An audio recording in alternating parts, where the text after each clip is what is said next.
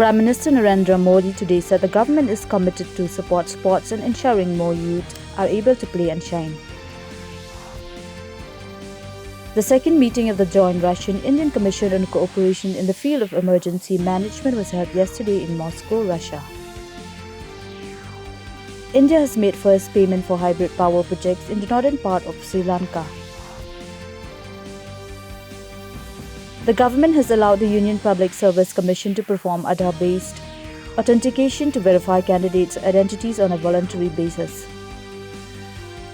National Sports Day is celebrated annually on 29 August to emphasize the importance of sports and physical activities and to honor Major Dhyan Chand's legacy in Indian hockey.